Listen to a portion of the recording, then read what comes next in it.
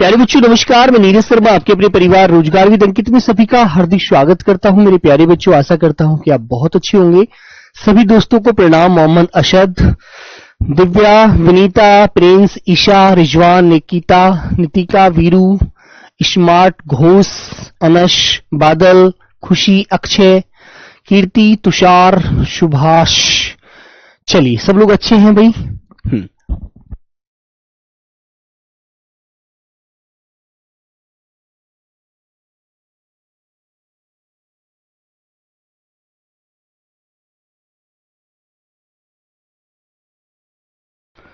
ठीक है मेरे प्यारे बच्चों, चलिए तो सब लोग अच्छे हैं एकदम। सभी प्यारे बच्चों को बहुत बहुत सारा प्यार, सुप्रभात। तो मेरे प्यारे बच्चों, आज हम पढ़ने वाले हैं वर्तनी। ठीक है, तो एसएससी जीडी में मेरे प्यारे बच्चों 2 क्वेश्चन हमारे इस टॉपिक से मिलते हैं। 2 क्वेश्चन मेरे प्यारे बच्चे इस टॉपिक से मिलते हैं। इस बार तो 2 नहीं 3 भी मिले थे, तो इसलिए आपको ये बहुत अच्छे से समझना है और मैं बहुत अच्छे से आपको समझाने की कोशिश करूंगा। तो ठीक है मेरे प्यारे बच्चों, सब लोग तैयार हैं? आइए बेटा, तो जल्दी से सब लोग हेडिंग डालेंगे। राधे राधे, गुड मॉर्निंग, नमस्ते, सुप्रभात, जय हिंद मेरे प्यारे बच्चों। तो आइए बेटा, वर्तनी किसे कहते हैं आप जानते हैं? किसे कहते हैं मेरे प्यारे बच्चों वर्तनी? तो एक बात आप बताइए मेरे बच्चे, वर्तनी किसे कहते हैं? इसकी परिभाषा आप बताइए। वर्तनी होता है शब्दों को बोलने व लिखने का सही ढंग, सही तरीका ही वर्तनी कहलाता है। ठीक है, जैसे एक बात बताओ, आपने देखा होगा बेटा, मैंने एक शब्द बोला यमुना। यमुना हमारी नदी है, लेकिन कुछ लोग उसको क्या बोलते हैं? जमुना बोलते हैं ना। जब आप ब्रज क्षेत्र में आएंगे तो वहां यमुना नहीं जमुना जी बोला जाता है ना मेरे बच्चों। तो बेटा जो खादर वाला क्षेत्र है वो वहां पर यमुना को जमुना बोलता है, तो वो त्रुटि करता है, गलत बोलता है। तो हमें सही शब्दों का चयन करना है और सही शब्दों को अच्छे से याद रखना है। ठीक है मेरे बच्चों। हाँ बेटा, टेलीग्राम गवर्नमेंट के माध्यम से बंद हुआ है अभी, तो अभी टेलीग्राम नहीं चल रहा है, जिसकी वजह से आप लोग अपने कोई भी डाउट को नहीं भेज पा रहा है। ठीक है, तो आप परेशान बिल्कुल ना हो मेरे प्यारे बच्चों। ठीक है भाई, आओ तो लिखेंगे, परिभाषा लिखेंगे, शब्दों को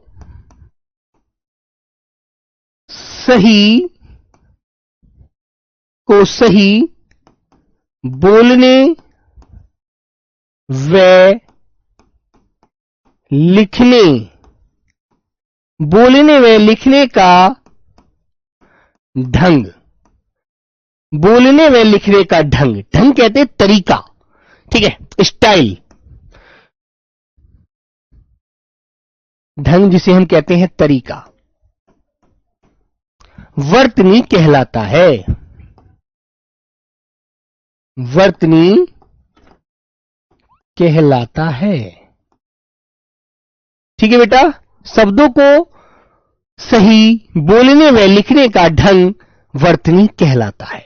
ओके मेरे प्यारे बच्चों, अच्छे से आपको याद रखना है। जैसे मेरे प्यारे बच्चों, मैंने कहा एक शब्द आपके सामने, क्या एक शब्द मैंने आपके सामने बोला कि बेटा सब लोग जानते हैं आशीर्वाद कैसे लिखते हैं, तो आपने कहा भैया ये लिख दिया आशीर्वाद, है ना। एक उदाहरण के माध्यम से मैंने आपसे कहा कि आशीर्वाद लिखकर दिखाना, तो बच्चा क्या करता है, यहां पर रे की आवाज यहां बोली जा रही है और यहीं पर उस मात्रा को ऊपर चढ़ा देता है, जो रेफ रे होता है, जो गलत है। ये जो ये मेरे प्यारे बच्चों गलत लिखा हुआ है, तो ये हमारी वर्तनी गलत है। हमने कहा कि भाई इसको सही लिखकर बताओ, तो भैया एक बच्चा आप में से आया कि भैया इसको सही बताऊं कैसे लिखते हैं। मैंने कहा बताइएगा। ठीक है, तो आपने कहा भैया इसको हम आशीर, तो रे की आवाज भैया यहां बोली जा रही है जो आधा वर्ण है, तो मेरे प्यारे बच्चे उसको यहां नहीं लगाना, उससे आगे वाले वर्ण के ऊपर चढ़ाना होता है। तो हम बोलेंगे फिर उसे आशीर्वाद। तो आपको ऐसे ये शब्द लिखना था, तो हमारा ये वाला शब्द क्या हो गया, गलत, और ये वाला शब्द हो गया सही। तो सही लिखने वह बोलने का जो ढंग होता है वही वर्तनी कहलाता है मेरे प्यारे बच्चों। इसीलिए आपको ये बात ध्यान रखनी है बेटा। वर्कशीट, प्रशासनिक शब्दों की वर्कशीट मैं आपको जरूर प्रोवाइड करूंगा। अभी मैं अच्छे अच्छे क्वेश्चनों की तलाश में लगा हुआ हूं। एक आज तो जैसे आज आप फ्राइडे है, कल आपकी क्लास होगी नहीं, कल सैटरडे है ना, मंडे टू फ्राइडे क्लास होनी थी। तो मेरे प्यारे बच्चे कल मैं अच्छे अच्छे क्वेश्चनों की पीडीएफ आपके लिए डलवा दूंगा। आप परेशान बिल्कुल ना हो, ये ड्यूटी मेरी होती है, आपको टेंशन फ्री रहना है। वालेकुम सलाम मोहम्मद तैयब। चलो बेटा, तो बात समझ में आ गई मेरे प्यारे साथी। तो आपको सही लिखना आना चाहिए, ये चीज ध्यान रखना। Okay, very good. अब मेरे बच्चों मैं आपसे एक क्वेश्चन करता हूं कि आप ये जानते हैं बेटा, सबसे पहले किसी भी चीज को जानने के लिए हमें उसकी बुनियाद तक जाना चाहिए। हमें उसकी बुनियाद तक जाना चाहिए, गहराई तक जाना चाहिए, तभी हम शब्दों को सही लिख सकते हैं। तो आप मुझे यह बताइएगा, एक बड़ा व्यवहारिक सा क्वेश्चन होता है कि हिंदी वर्णमाला आपने तो पढ़ी नहीं है, आपके सिलेबस में नहीं है। तो मेरे बच्चे आप मुझे यह बताइए, हिंदी वर्णमाला में स्वर कितने होते हैं? क्योंकि मात्रा जो होती है वो स्वरों की ही होती है, व्यंजनों की नहीं होती। तो याद रखना मेरे बच्चों, आपको पता होगा हिंदी वर्णमाला में, इन बातों को बेटा याद रखना सब लोग, है ना, अल्फाबेट वाली बात कर रहा हूं मैं। हिंदी वर्णमाला में स्वरों की संख्या कितनी होती है? कोई मेरा प्यारा बच्चा बताएगा क्या? कितनी होती है? 11। वेरी गुड, 13 मत लगा देना बेटा, 11 होती है। और इन्हीं की क्या होती है? मात्रा होती है 11। कौन कौन से होते हैं?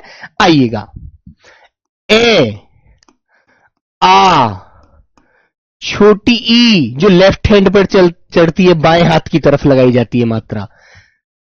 बड़ी ई बेटा राइट हैंड की तरफ चढ़ती है ना, सीधे हाथ की तरफ। छोटा ऊ, बड़ा ऊ, है ना, रे ऋषि। ए से एड़ी, आई से ऐनक, है ना, ओ से ओखली, औ से औरत। आपने ये चीज पढ़ी होंगी ना बेटा। यही हमारे क्या होते हैं? यही मेरे प्यारे बच्चों 11 स्वर होते हैं।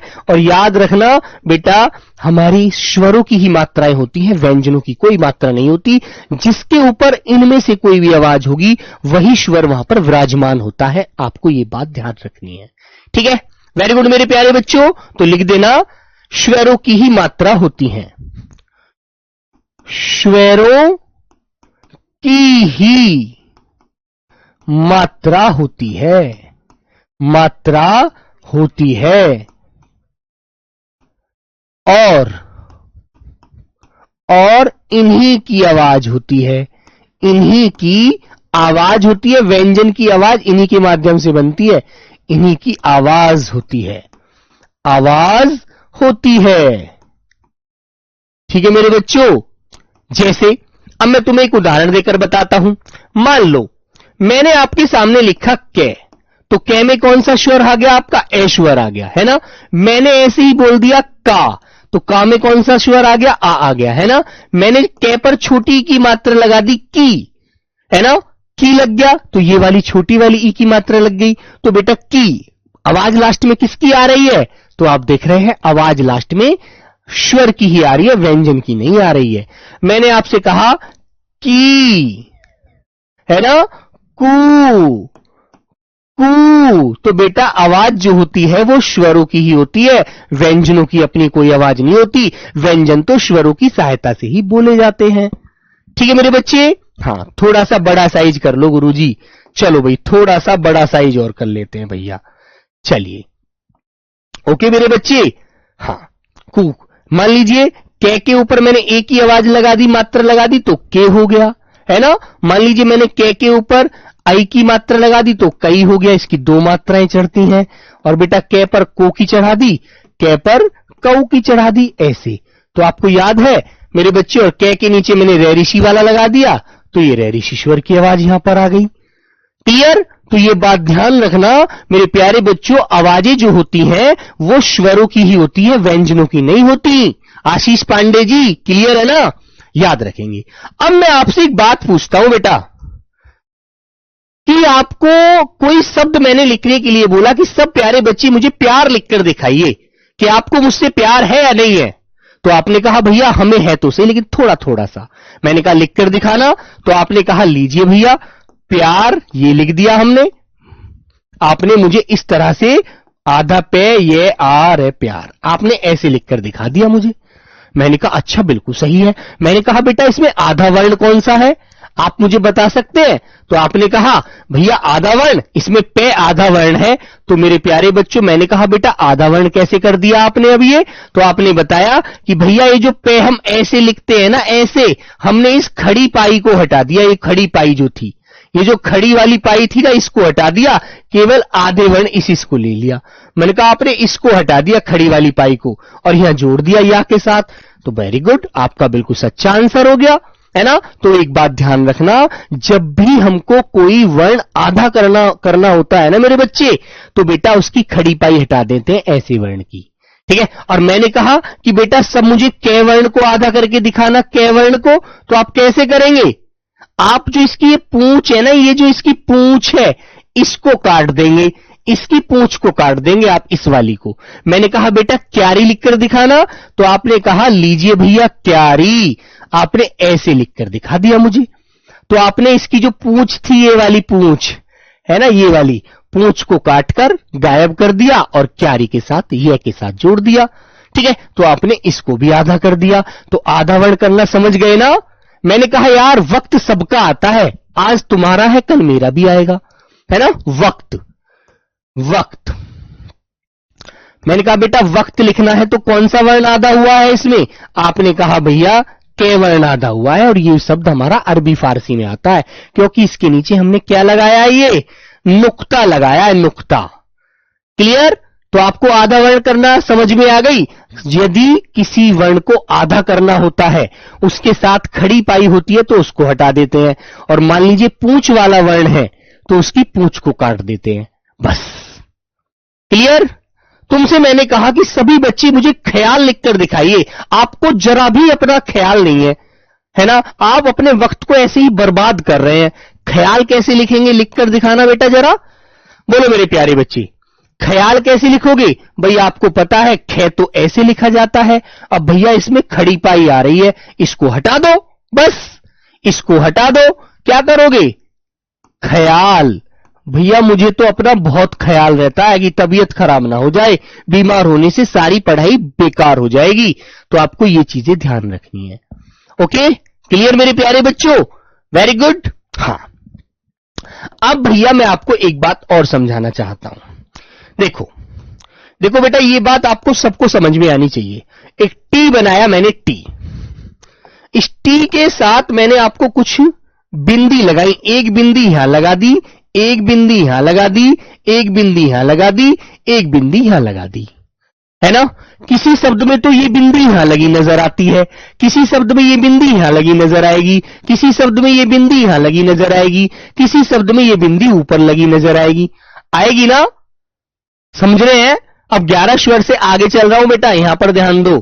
जो कुछ बच्चे यहां पर कह रहे थे भैया अंगा और अहा जो होते हैं क्या ये स्वर नहीं होते, विसर्ग वाले? नहीं, ये बेटा अयोग वाह वर्ण होते हैं, अयोग वाह। ये स्वर नहीं होते मेरे प्यारे बच्चों, अयोग वाह होते हैं, है ना?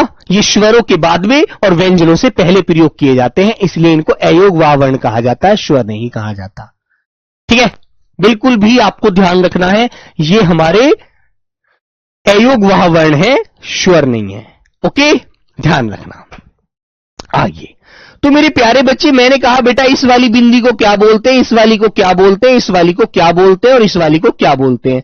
क्या आप मुझे बता पाएंगे? तो आप में से एक बच्चा खड़ा होकर के बोला भैया इसको अनुस्वार कहते हैं। मैंने कहा वेरी गुड, आपने कहां पढ़ा? बोला भैया आपकी पहली क्लास में पढ़ा था। वेरी गुड, बहुत अच्छी बात है। ठीक है भाई, रहमतुल्लाह बेटा बात समझ में आ रही है?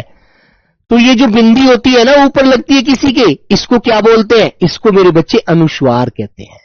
ठीक है, अब मैंने कहा बेटा ये पीछे जो बिंदी लग रही है, जो ये खड़ी पाई है, इसके पीछे कौन सी बिंदी है? तो आपने कहा भैया ये वाली बिंदी, ये पंचमा अक्षर होता है उसके साथ लगती, वो होती है पंचमाक्षर। पंचमाक्षर, ठीक है भाई? रहमतुल्लाह जी बात समझ में आई अब आपको? बोलो। ठीक है, अब भैया बात तो सही है, चलो ये पंचमाक्षर हो गया। और मैंने कहा भाई ये कौन सा, ये जो बिंदी होती है ये कौन सी होती है? बोले भैया ये वो बिंदी होती है, इसको ताड़नजात कहा जाता है, ये उत्क्षिप्त व्यंजन होती है। अच्छा, वेरी गुड। तो आपने कहा भैया इसको ताड़नजात के नाम से जानते हैं, ताड़नजात। तुमने देखा होगा जिस भी वर्ण के नीचे ये लगी होती है वहां पर गड़गड़ाहट पैदा कर देती है, जैसे बादल गरज रहे हो, है ना? तो मेरे बच्चों इसको उत्क्षिप्त भी बोलते हैं, उत्क्षिप्त, उत्क्षिप्त। ठीक है, ये तुमने दो आवाजों के नीचे देखी होगी लगी हुई, डे और डे, इनके नीचे, ये दो वर्णों के नीचे लगी होती है बस, ये वाली जो ताड़नजात होता है। अब मैंने कहा भाई चलो यहां तक तो आप लोग समझ में इस बात आपको आ गई। किसी भी शिरोरेखा के ऊपर लगने वाली जो बिंदी होती है उसको आप जानते हैं कि भैया वो पंचमा अक्षर होती है। बात क्लियर? ये जो किसी भी वर्ण के पीछे लगी होती है, जैसे मैं एक शब्द लिखकर दिखाता हूं अभी आपको, वो तो मैंने एक शब्द लिख दिया अंग, अंग, तो ये तो अनुस्वार हो गया। देखो यहां पर बेटा ये शिरोरेखा है ये वाली, इसके ऊपर बिंदी लग रही है, तो ये तो आपका हो गया अनुस्वार। सबके एक एक उदाहरण लिखता हूं मेरे बच्चे, अनुस्वार। चलो नंबर 1, नंबर 2 की तरफ आया। मैंने कहा बेटा ये जो खड़ी पाही के पीछे लग रहा है पंचमाक्षर, इसके लिए एक शब्द लिखकर दिखाना। तो आपने लिखा भैया सड़ानन, सड़ानन, सड़ानन। ये आपका पंचमाक्षर हो गया, ये आपका पंचमाक्षर। अभी पंचमाक्षर भी बताऊंगा। मैंने कहा भाई इससे संबंधित कोई शब्द लिखकर दिखा दो। भैया वेरी सिंपल शब्द लिख सकते हैं आप लोग। कौन सा? भैया आप लिख दीजिए सड़क, सड़क। ये हो गया आपका ताड़नजात वाला वर्ण, ये आपका ताड़नजात वाला वर्ण। भाई क्लियर है? अब ये वाला रह गया जो खड़ी पाही से पहले लगता है वर्ण, पहले जो बिंदी लगती है, इसको और बता दो। ठीक है, तो आप में से एक जवाब आया भैया ये जो बिंदी होती है ना ये वाली, ये बिंदी को भैया नुक्ता कहते हैं, नुक्ता। इसकी आवाज होती है नुक्ता। अच्छा, नुक्ता कहां लगता है? भैया ये अरबी फारसी के शब्दों में लगता है। ठीक है, ये अरबी फारसी के शब्दों में लगता है भैया, आपको याद रखना है ये वाला नुक्ता। क्लियर? इसको बेटा शिरोरेखा कहते हैं, और ये जो सीधी रेखा है इसको मेरे प्यारे बच्चों, इसको हम क्या बोलते हैं? खड़ी पाई, खड़ी पाई बोलते हैं। याद रखना हिंदी की बहुत सारी बातें। ठीक है, अब मुझे ये बताओ यहां पर कौन सा शब्द आपको, कौन सी बात आपको समझ नहीं आ रही है? ठीक है, इसको बेटा आप याद रखेंगे शिरोरेखा होती है, इसके ऊपर लगने वाली बिंदी को अनुस्वार कहते हैं। ये जो खड़ी पाई है ये वाली मेरे प्यारे बच्चों, इसके पीछे जो बिंदी लगी होती है इसको पंचमाक्षर कहते हैं। इस शिरोरेखा खड़ी पाई के नीचे बिंदी जो लगी मिले, या फिर गोल पाई, खड़ी पाई मिल जाए, या फिर आपको गोल पाई मिले, गोल पाई, उसके नीचे लगने वाली बिंदी को ताड़नजात कहते हैं, ताड़नजात। ठीक है मेरे बच्चे, और जो खड़ी पाई से आगे बिंदी लगी होती है ये वाली, इसको मेरे प्यारे बच्चे नुक्ता कहते हैं। ये अरबी फारसी के शब्दों में प्रयोग करते हैं। जैसे मैं आपको एक शब्द देता हूं, एसएससी जीडी में पूछा गया शब्द है बेटा, एक शब्द आया था खारिज। तुम्हारी जो दरख्वास्त थी उसको खारिज कर दिया गया, तो खारिज, इसके नीचे बेटा क्या लगाएंगे आप लोग? क्या लगाया आपने? ये मेरे बच्चों देखो खड़ी पाई है ये वाली, ये खड़ी पाई है। आपने खड़ी पाई से आगे जो ये बिंदी लगाई है ये मेरे प्यारे बच्चों नुक्ता है, नुक्ता, जो अरबी फारसी के शब्दों में लगता है। ठीक है, मैंने कहा आजाद, आजाद भारत के वासी हैं हम, आजाद भारत, आजाद, आजाद भारत, ये वाली आजाद भारत। तो जय के नीचे आपने देखो यहां पर लगाया। अब तुम्हारे मन में एक बात आएगी कि भैया हमें यह कैसे पता चलेगा कि कहां पर नुक्ता लगाना है? वो अरबी फारसी के शब्दों में लगता है केवल। तो आपको एक बात याद रखनी है मेरे बच्चों, हमारे कुछ 5 वर्ण ऐसे होते हैं जिनमें नुक्ता लगता है केवल। के, खे, गे, ज़, और मेरे प्यारे बच्चों फे। ये 5 वर्ण बेटा हमारे आगत वर्ण है। आगत वर्ण। अब तुम कहोगे भैया ये आगत वर्ण क्या होता है? तुम्हारे दिमाग में क्वेश्चन आएगा कि भैया ये आगत वर्ण कौन सा होता है? बेटा आगत वर्णों को कहते हैं विदेशी भाषा से आए वर्ण, विदेशी भाषा के वर्ण, विदेशी भाषा के वर्ण। अब कौन सी विदेशी भाषा है बेटा? ये आपकी अरबी भाषा है। अरबी भाषा, अरबी फारसी भाषा जो होती है, फारसी और अरबी भाषा के जो शब्द होते हैं उनमें मेरे प्यारे बच्चों ये आवाजें आपको नजर आती हैं, ये वाली, बस ठीक है ना। ये आवाजें आपको, पांचों आवाजें अरबी फारसी के शब्दों में नजर आएंगी और उनके नीचे नुक्ता लगा होता है। दूसरी भाषा के जो शब्द हैं, जो हिंदी के नहीं है, केवल हिंदी में इनको प्रयोग हम कर रहे हैं, ठीक है मेरे बच्चों। लेकिन ये आए किस भाषा से हैं? अरबी फारसी से आए हैं, ठीक है मेरे बच्चों, याद रखना आप लोग।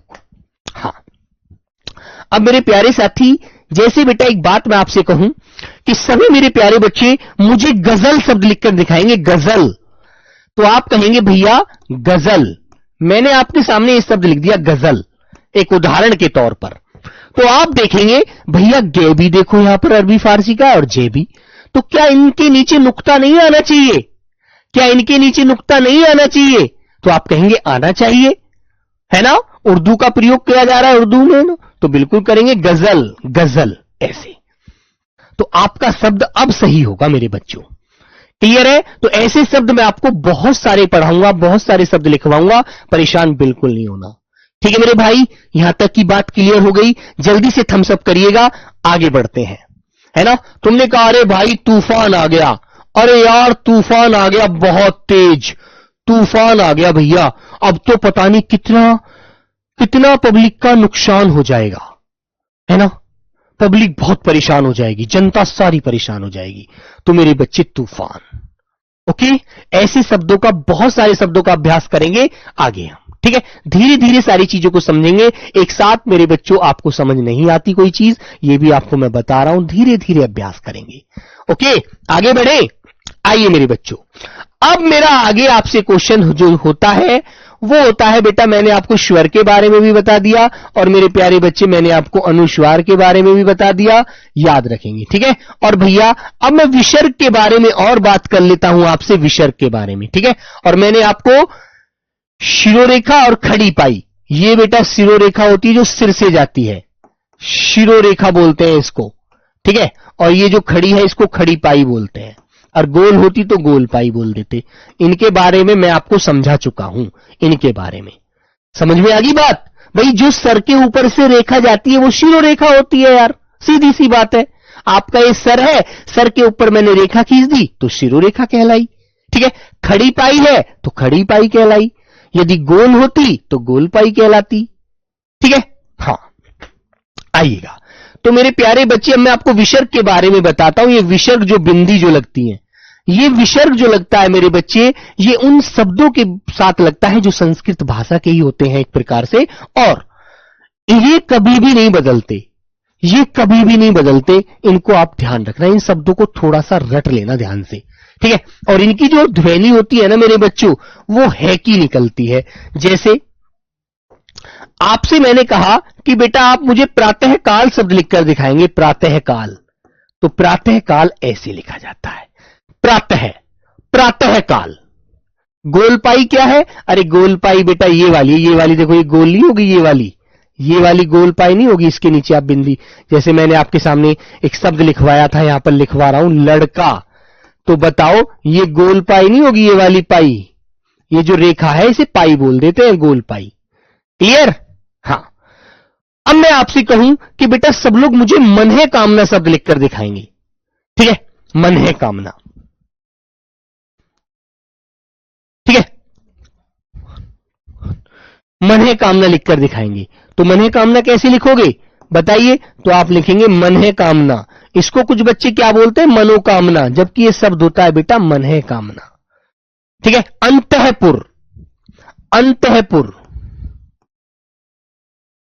अंतःपुर, अंतःकरण, अंतःकरण।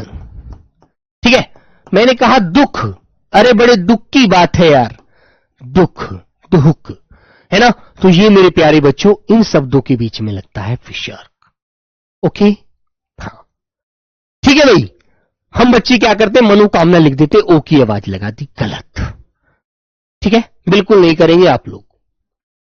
ठीक है मेरे बच्चों, बेटा तूफान इस शब्द को एसएससी जीडी ने गलत माना है, इसके ऊपर आप वो कर सकते हैं, है ना। इसके ऊपर आप लोग अपनी तरफ से जो डालना चाहते, रिट डालना चाहते, डाल दीजिए कि तूफान में, तूफान शब्द अरबी फारसी से निकल के आया है। आप लोग कैसे इसको बता रहे हैं कि इसमें नुक्ता नहीं लगेगा। ठीक है, तो मेरे प्यारे बच्चों याद रखेंगे, मैंने तुमसे कहा कि यहां पर निःशुल्क शिक्षा मिलती है, निःशुल्क, निःशुल्क।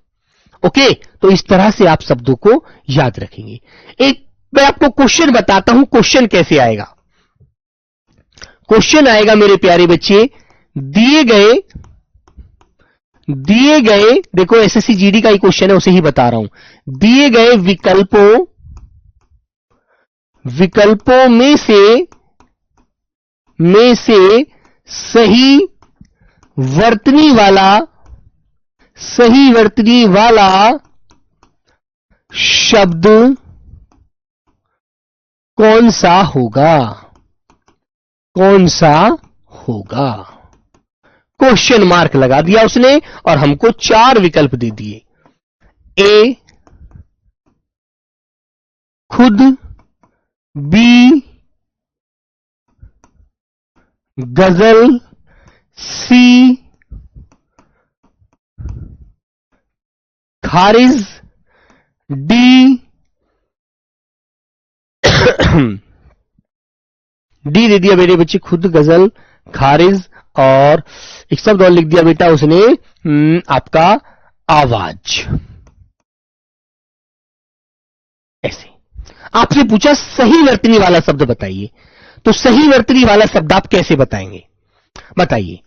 खुद, गजल, खारिज, आवाज, बताओ। ऐसे आपसे क्वेश्चन पूछेगा एसएससी जीडी, ऐसे आपसे क्वेश्चन देगा आपको और आपसे कहेगा ये सही वर्तनी वाला बता दीजिए, है ना। तो आपको ये चीजें ध्यान रखनी है। आप क्या करेंगे,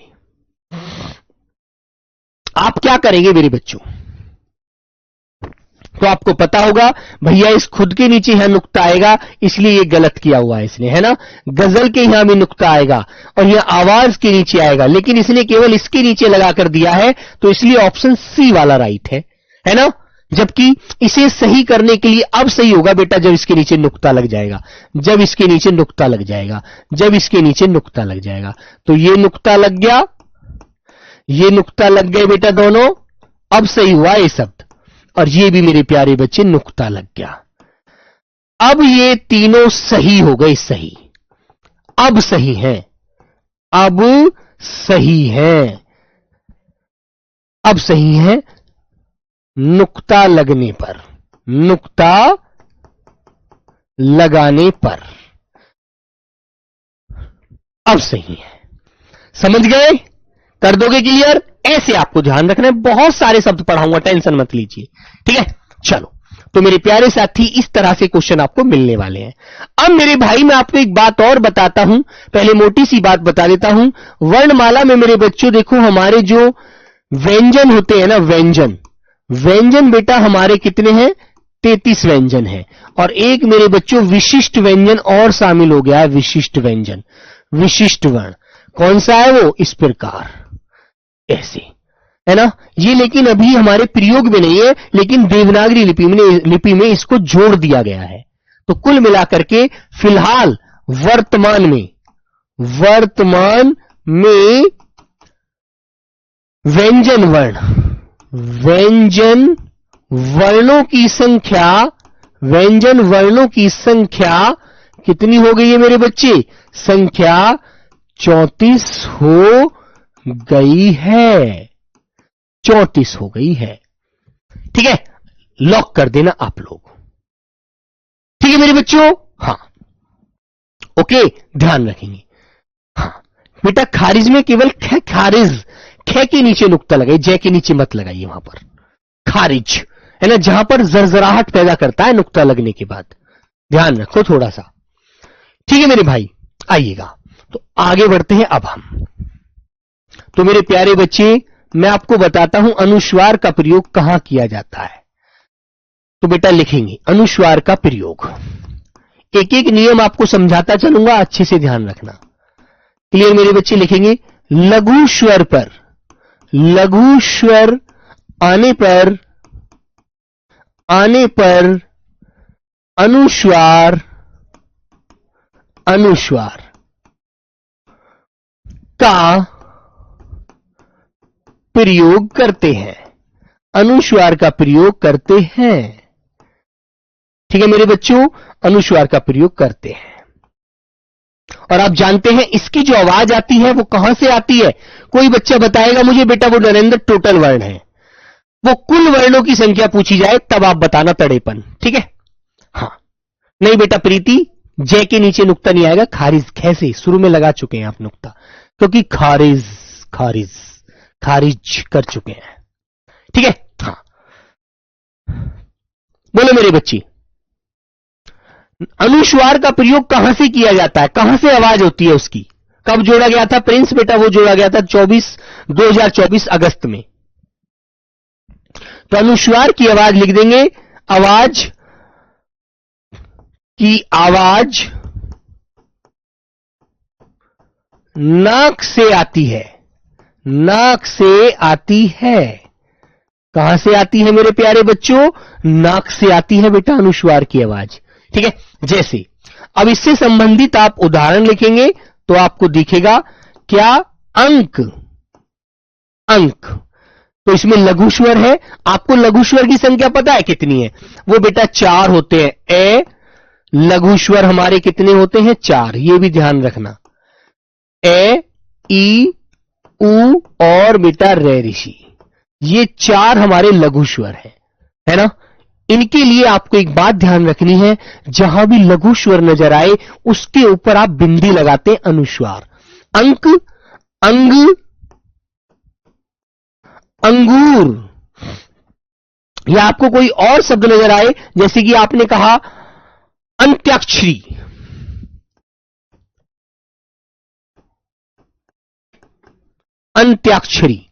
अंत्याक्षरी। ठीक है? आपने कहा सन्यास, ठीक है? तो जहां भी आपको लघु स्वर नजर आएगा वहां पर आप क्या लिखेंगे बताइए? वहां पर आप अनुस्वार लगाएंगे केवल। अंग, अंदर। ठीक है ना? ध्यान रखना, अंदर। ठीक है मेरे बच्चे, ये चीज आपको अच्छे से ध्यान रखनी है। ओके मेरे भाई? कंचन, कुछ भी नाम हो जिसके ऊपर आपको एक लघु स्वर की आवाज नजर आ रही है, दीर्घ स्वर नहीं है, 2 मात्रा वाला स्वर नहीं है, तो मेरे बच्चे आप उसको याद रखेंगे। वह बेटा आपको याद रखना है, उस पर आप क्या लगाएंगे? अनुस्वार। अब तुम कहोगे कि भैया दीर्घ स्वर कैसे, दीर्घ स्वर कौन से होते हैं वो भी बता दीजिए, है ना? आपके मन में ये क्वेश्चन भी तो आएगा, बिल्कुल आएगा। तो प्यारे बच्चे यहीं पर मैं बता देता हूं, दीर्घ स्वर जो होते हैं हमारे, दीर्घ स्वर होते हैं बेटा 7। कौन कौन से? आ, जो बच गए वो दीर्घ है। आ, बड़ी ई, बड़ा ओ। ठीक है? ए, आई, ओ और मेरे प्यारे बच्चे औ। ठीक है बेटा, ये हमारे दीर्घ स्वर बच गए। इनमें आपको पता है 2 मात्रा का समय लगता है, इनमें 2 मात्रा का समय लगता है, लघु स्वर में 1 मात्रा का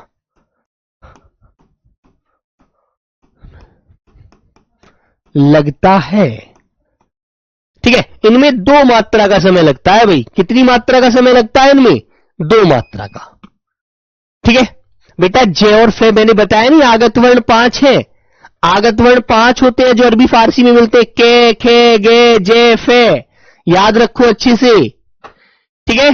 हाँ, ओके दोस्त। हाँ, अब जैसे तुम कहोगे भैया अब मुझे ये बताइए, ये दीर्घ स्वर जो होते हैं क्या इन पर हम अनुस्वार लगा सकते हैं?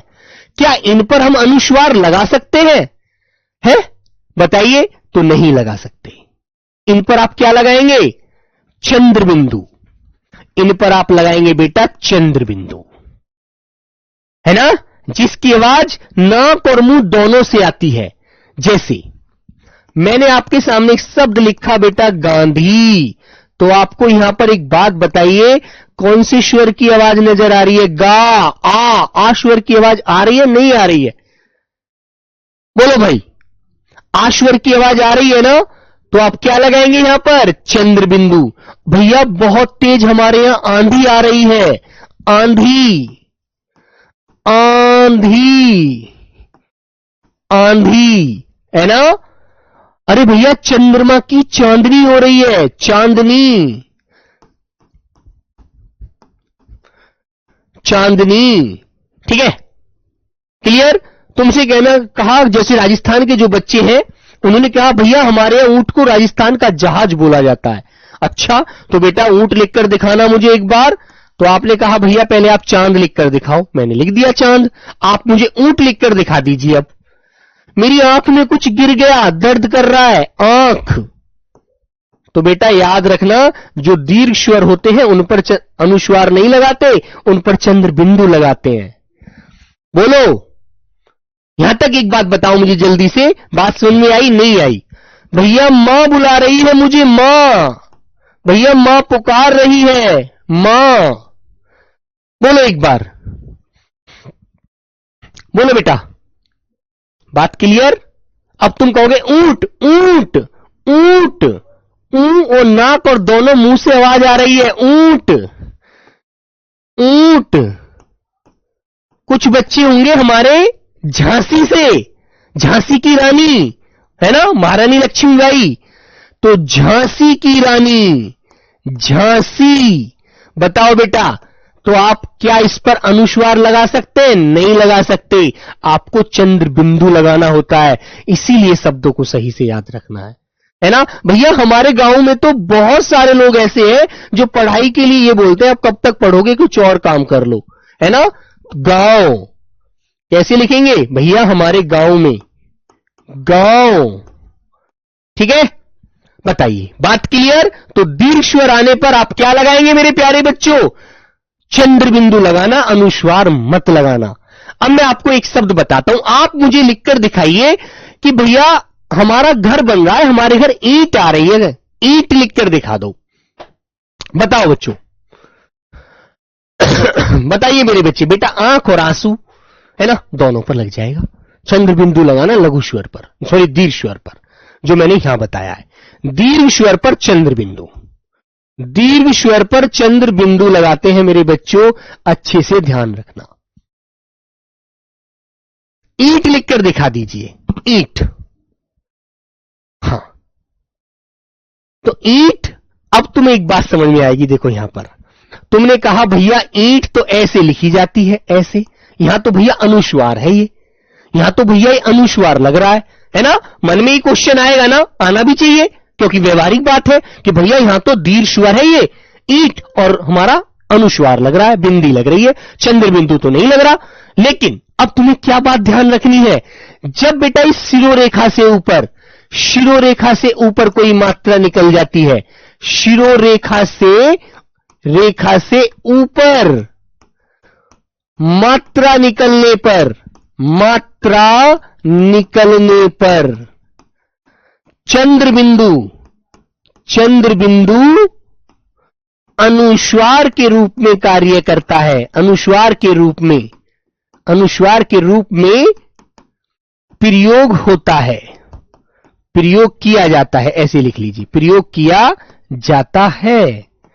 ठीक है, तो बेटा आप शिरोरेखा थी यहां पर, ये वाली देखो, कलर बदल के बताता हूं, शिरोरेखा थी मेरे बच्चों ये वाली। अब मात्रा इससे ऊपर निकली हुई है, नहीं निकली हुई है, ये बताओ। तो मेरे बच्चों यहां चंद्र बिंदु नहीं लगाते, फिर यहां चंद्र बिंदु नहीं लगाएंगे, फिर यहां पर मेरे बच्चों इस चंद्र बिंदु का रूप धारण कर लेता है अनुस्वार, ये चंद्र बिंदु अनुस्वार के रूप में लगता है। फिर बताइए, बोलो बेटा, बात क्लियर है? बोलो। हां बेटा, दफा में तो, दफा, दफा तुम जानते हो, दफा 302 के तहत दफा 302 के तहत आपको सजाए मौत दी जाती है। ठीक है ना? तो बोलकर दिखाओ यार। कुछ शब्द ऐसे हैं इसमें भी, वो मैं आपको अलग से लिखवा दूंगा कि जहां पर आप बिंदी लगा देते हैं। अभी तो मैं सिर्फ आपको समझाने की कोशिश कर रहा हूं पूरी। दो मात्रा का कैसे समय लग रहा है? अरे यार तुम तो बिल्कुल जीरो वाली बातें कर रहे हो बेटा। ए और ए, इन दोनों को मिलाया, एक एक और एक, और इनको मिलाकर के आ बन गया। तो बेटा ये दो मात्रा नहीं होगी एक इसकी और एक इसकी? बताना जरा। अरे मेरे बच्चे, बेटा एक ही मात्रा इसकी, एक मात्रा इसकी, दोनों को मिलाकर आ बना दिया, तो इसमें दो मात्रा नहीं हो गई? बताओ। ऐसे ही छोटी ई और छोटी ई दोनों को मिलाया हमने, एक इसकी और दोनों को मिलाकर बड़ी ई बना दिया, तो दो मात्रा नहीं होगी? दो मात्रा का समय नहीं लग गया? एक ही मात्रा इसकी होगी, एक मात्रा इसकी, और इसकी बनकर दो बन गई यहां पर जुड़कर दोनों। है वेरी सिंपल। ठीक है ना? तो वेरी सिंपल भाई यार, है ना बेटा? जैसे तुमने कहा ईश्वर, बेटा ईश्वर में देखो कभी अनुस्वार आता ही नहीं है, क्योंकि यहां पर आवाज ही नहीं है। ईश्वर में अनुस्वार किया, चंद्र बिंदु का प्रयोग करेंगे नहीं, क्योंकि आवाज ही नहीं है वहां पर अनुस्वार की, तो क्यों लगाएंगे? ईट में तो थी इसलिए लगाया था, यहां पर थोड़ी लगा देंगे। क्यों लगा देंगे? क्योंकि यहां तो आवाज है इसकी, यहां पर जब इसकी ध्वनि नहीं है, आवाज ही नहीं है, तो क्यों लगा देंगे? तभी तो कहते हैं बोलना ही सबसे सुंदर जरूरत पड़ती है, बोलना सबसे अच्छा आना चाहिए। यदि सुंदर बोलोगे, सुंदर लिखोगे। ठीक है? हाँ ठीक है बेटा, ये बात आपको ध्यान रखनी है। बताइए, बात क्लियर है? एक बार यदि बात यहां तक क्लियर है तो जल्दी। ईंट पर बेटा अनुस्वार के रूप में, चंद्र बिंदु अनुस्वार के रूप में लगता है।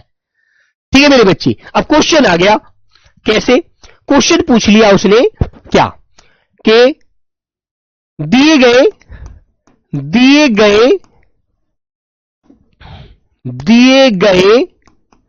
विकल्पों में से सही वर्तनी बताओ। सही वर्तनी बताओ, क्वेश्चन मार्क। ठीक है? सही वर्तनी बताओ। आंसर दे दिया उसने ईंट, बी आंसर दे दिया उसने आपका मेरे प्यारे बच्चे चांद, सी आंसर दे दिया मेरे बच्चों उसने गांधी, डी आंसर दे दिया उसने आंख। तो आपसे पूछ लिया सही वाला वर्तनी वाला शब्द बता दो। अब बताओ आप किसे बताओगे? सही वर्तनी वाला शब्द बताओ। बताइए मेरे बच्चों। बेटा क्वेश्चन कब होगा? अरे क्वेश्चन तो बाद में होगा, पहले तो समझे, पहले तो सारा चीजें पढ़ लीजिए। क्वेश्चन तो मैं आपको प्रैक्टिस सेट के माध्यम से भी कराऊंगा। ठीक है? पीडीएफ तो दूंगा ही दूंगा इन शब्दों की, 10-10, 20-20 क्वेश्चन आपको घर। कल भी मैंने 10 क्वेश्चन दिए थे, किस किस बच्चे ने लगाए थे? कल मैंने 10 क्वेश्चन दिए थे उस पीडीएफ के लास्ट में, किस किस बच्चे ने लगाए थे बेटा? बताओ। कहां जो प्रशासनिक शब्दों के ऊपर क्वेश्चन दिए थे लास्ट में 10, 20 तो मैंने करा दिए थे, 20 तक तो 10 क्वेश्चन आपको भी दिए थे 30 तक। किस किस बच्चे ने किए थे बताइए जल्दी से। तो बेटा देखो यहां पर गलती है, जबकि ईंट इसको कैसे लिखना चाहिए था? ईंट ऐसे लिखना चाहिए था। चांद बेटा गलत लिख गया, चांद इसको ऐसे लिखना चाहिए था, है ना? कितने दिनों के बाद गली में आज चांद निकला, है ना? गांधी मेरे प्यारे बच्चों इसको ऐसे लिखना था। राइट आंसर हमारा ऑप्शन नंबर डी। अब मुझे यहां तक बता दो, मैंने आपको दो बात समझाई है, क्या दोनों बातों को आप अच्छे से समझ पाए हैं? कोई वर्ण आपसे आधा करने के लिए बोला जाए या फिर किसी शब्द में कोई आधा वर्ण आए तो आप कर सकते हैं? कर सकते हो ना, या नहीं कर सकते? कर दोगे? बताओ, बोलो बेटा। मैंने आपसे कहा कि बेटा सभी बच्चे मुझे बच्चा लिखकर दिखाइए। बच्चा, बोलो बेटा, बच्चा लिखकर दिखा दो जल्दी से। देखो जब यस या नो का जवाब करना हो तो थम्सअप किया करो बेटा। कर दोगे ना? कर दोगे तो थम्सअप कीजिए, नहीं करोगे तो थम्सअप मत कीजिए, नो लिख दीजिए। मैं समझ जाऊंगा कि आप लोग क्लियर हो गए। ठीक है? मेहनत मैं करूंगा, लेकिन मुझसे 10 कदम आगे आपको चलना है, बस ये सोच कर रहना। कुछ भी चीज समझ ना आए तो मुझे कमेंट के बॉक्स के माध्यम से टेलीग्राम चल जाएगा, उसके माध्यम से बताना भैया मुझे ये चीज समझ नहीं आई थी कल, मुझे पुनः बता दीजिए, है ना? है ना बच्चा। तो बेटा इस तरह से तैयारी को अभी से बिल्कुल 0 स्तर से करके चलना। तो बेटा आपको यह बात ध्यान रखनी है। Okay, very good. हाँ, अब जहां पर केवल आवाज डी स्वर तो भले ही है, लेकिन आवाज केवल नाक से निकल रही है, बोलने से ही पता लग जाता है शब्द का, वो शब्द मैं अलग से लिखवा दूंगा। ठीक है, परेशान बिल्कुल ना हो आप, अपवाद में लिखवा दूंगा, अपवाद में, है ना। अभी तो सिर्फ मैं आपको समझा रहा हूं, जब मैं आपको वर्तनी लिखवाऊंगा, वर्तनी ही वो लिखवाऊंगा जो पेपर की दृष्टि से वेरी वेरी इंपॉर्टेंट आपके लिए होंगी। ठीक है, ओके, डन। हाँ, तो सब लोग मुझे बच्चा लिखकर दिखा दीजिए एक बार। चलो जल्दी से मुझे बच्चा लिखकर दिखा दीजिए, क्योंकि आपको पता है वहां पर 6 वर्ण आ रहा है, 6 वर्ण आ रहा है, तो उसे आधा कैसे करोगे? अब बता दो जल्दी से। हाँ बेटा, बारात नहीं होता, बारात होता है, बारात नहीं होता शब्द, है ना। वो एसएससी जीडी में दिया, उसे वो कर दो, उसमें डाल दो रेट, है ना। क्योंकि तुम्हें पता है मेरे बच्चों, बारात होता है शब्द, बारात, गोबर की परात। ठीक है, बारात नहीं होता शब्द, बारात नहीं होता, वर्तनी की दृष्टि से गलत होता है ये शब्द हमारा। ठीक है, हाँ याद रखिएगा। तो प्यारे बच्चों, बच्चा, तो चे को बेटा ये खड़ी पाई थी, देखो अब पीछे भी चे आ रहा था, ये हम ऐसे भी तो लिख सकते थे, लेकिन हमको पता है कि आधा चे आता है बीच वाला, ये वाला चे आधा होगा, तो इसको हम खड़ी पाई को हटा देंगे और इसका सही रूप मेरे प्यारे बच्चों कैसे लिख देंगे? हमको पता है तो क्यों नहीं लिख सकते, बिल्कुल लिख सकते हैं, बच्चा ऐसे लिखेंगे। तो ये वाला सही होगा, ये वाला गलत होगा। ओके, ये अंतर हमें पता होना चाहिए, है ना।